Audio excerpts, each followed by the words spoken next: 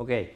Okay. Now we just learned the two of the exponent law. So this is rule number 1. This is number 2. Okay. Now let me introduce another one. Okay. The rule number 3.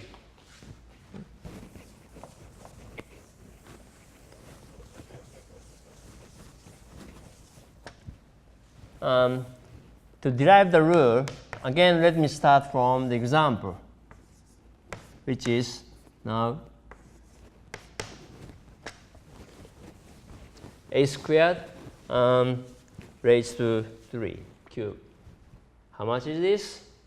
So again, the typical mistake is, this is like a 2 raised to 3, so a raised to 2 cube is 8. Okay? And that's wrong. Okay? The reason is, again, you look at the meaning of this. So this means a squared times a squared times a squared. Okay? So that's why by using the first law there, so this is a raised to 2 plus 2 plus 2. Okay? So which is, well, a raised to 6, but it's really coming from 2 times 3. Okay? Then you have a raised to 6. So in other words, this just suggests the general rule number 3, which is a raised to m raised to n, which is equal to a raised to, now you have to now consecutive exponents, so you have to multiply that. Okay? So this is number 3. Okay? And then interestingly, like rule number 2 gives us a new definition of the negative exponent. Okay? Yeah, actually I define just a raised to negative 3, but the general definition is a raised to negative n is equal to 1 over a raised to n. So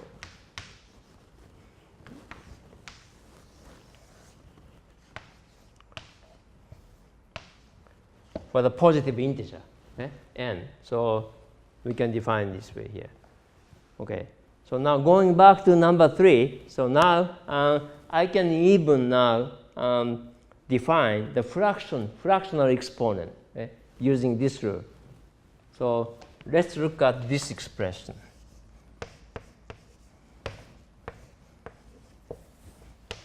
Okay. So a raised to 1/2 now raised to 2. So again, this is we don't know what this is yet. Okay. But that's what I want to define now. Newly. I just apply this rule formally for this situation here. Then what I get is a raised to 1/2 times 2, okay? Which is a raised to 1, which is of course just the a here. Okay? So now what does this tell us about this? Well, so this is just unknown, so I don't know. So this is, let's call this x now, okay? Because this is unknown. So that's why this tells us the equation, which is x squared is equal to a. Okay? So let's say a is positive. Okay? So what is this x? That's exactly the square root of a. Right? Okay? The definition for the radical here. So that's because of this, again, we define a raised to 1/2 to be square root of a. Okay? So this, the application of this rule just the forces us to define this way. And similarly, you can generalize this one to not only 2.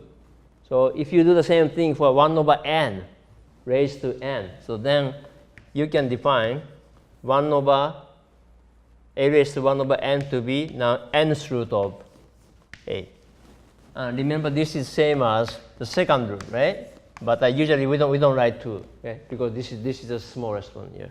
So the square root is really like the second root of a, right? Okay. And then also, more generally, no, we define a raised to the general fractions to be either, well, here, I'm not going to prove, but it turns out this is defined to be this one, or you can also take radical first. Okay? Oh, this is nth root, and then you raise them here. Okay. Then, the strictly speaking, so no, so I have to prove this, but I for this level, so I just skip it. But it's not a proof, but let me just check. Okay? Check by example, but not the proof. Okay?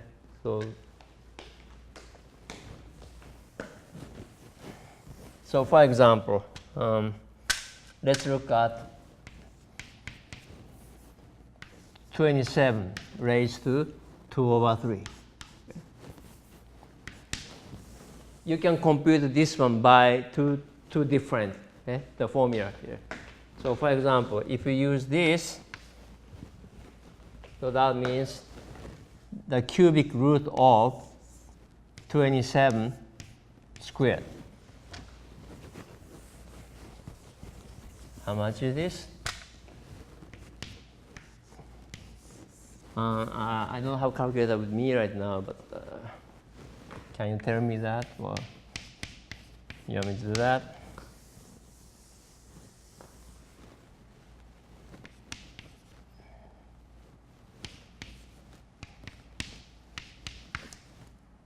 It's 729, okay?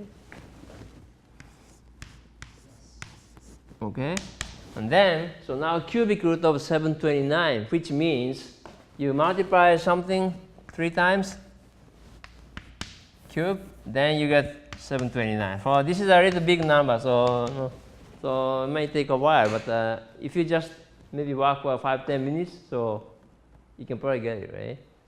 It turns out this number is equal to,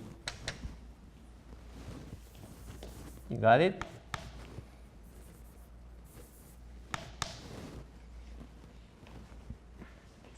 Maybe I can postpone that, okay? So you can check it later, because sometimes the one is easier than the other, okay? So you can check this directly. It takes longer for this case, but let's do this way, okay? So you can also compute the same number by taking radical first. Then you take power, okay? The exponent after that. And this time, it's easier to compute cubic root of 27. Okay? 27 is smaller. So it's just a 3. So that's why this is equal to now 3 squared, which is equal to just 9. So this is supposed to be 9. True? Okay?